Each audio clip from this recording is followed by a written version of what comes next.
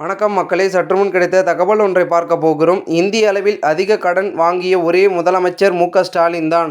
எடப்பாடி பழனிசாமி கடும் தாக்கு. திடீர் தகவல். இந்த ஒரு தகவலை பற்றி தான் நாம் பார்க்க போகிறோம்.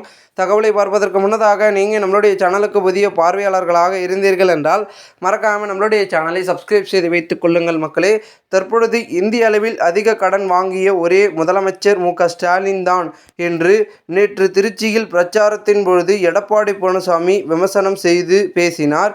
அதிமுக பொதுச் செயலாளரும் தமிழக முன்னாள் முதலமைச்சரும் தமிழக சட்டமன்ற எதிர்க்கட்சி தலைவருமான எடப்பாடி பழனிசாமி நடத்தி வரும் மக்களை காப்போம், தமிழகத்தை மீட்போம் என்ற பிரச்சாரம் நேற்று திருச்சி மாவட்டத்தில் நடைபெற்றது. சுற்றுப்பயணத்தின் 38வது நாளான நேற்று திருச்சி மாவட்டம் திருவென்றூரில் நடந்த பிரச்சார கூட்டத்தில் எடப்பாடி பழனிசாமி பேசுகையில், திமுக ஆட்சியில் விலைவாசி உயர்வு விண்ணை முட்டுகிறது. இதனால் ஏழை எளிய மக்கள், தொழிலாளர்கள் கடுமையாக பாதிக்கப்பட்டுள்ளனர். அதிமுக ஆட்சியில் பச்சரிசி 1 கிலோ 40 ரூபாயாக இருந்தது. திமுக ஆட்சியில் இப்பொழுது 1 கிலோ 77க்கு விற்பனை செய்யப்படுகிறது. பொன்னி புழுங்கல் அரிசி 1 கிலோ அதிமுக ஆட்சியில் 50க்கு விற்றது.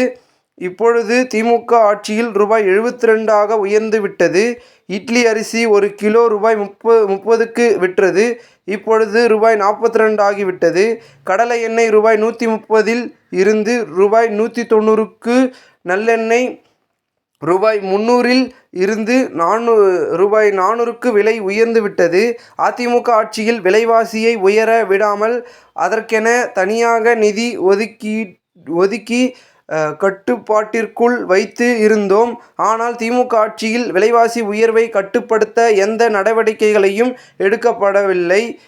ஸ்டாலின் தன்னை சூப்பர் முதல் அமைச்சர் என கூறிக்கொள்கிறார். கடன் வாங்கியதில்தான் அவர் சூப்பர் முதல்வராக உள்ளார். இந்திய அளவில் அதிக கடன் வாங்கிய ஒரே முதல்வர் ஸ்டாலின் தான்.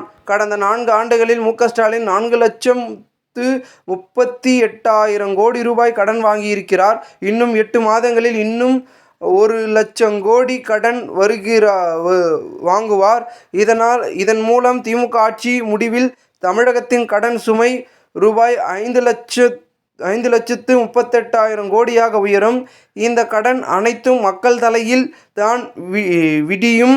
எனவே இந்த ஆட்சிக்கு முடிவு கட்ட 2026 சட்டமன்ற தேர்தலில் அதிமுக கூட்டணி வேட்பாளர்களுக்கு வாக்களித்து வெற்றி பெற செய்யுங்கள் என்றார் எடப்பாடி பழனிசாமி. இந்த ஒரு தகவல் தற்பொழுது அரசியல் வட்டாரங்களில் பேசும் பொருளாக இருக்கிறது. இந்த ஒரு தகவலை குறித்த பொதுமக்கள் உங்களுடைய கருத்துக்களை கூறுங்கள்.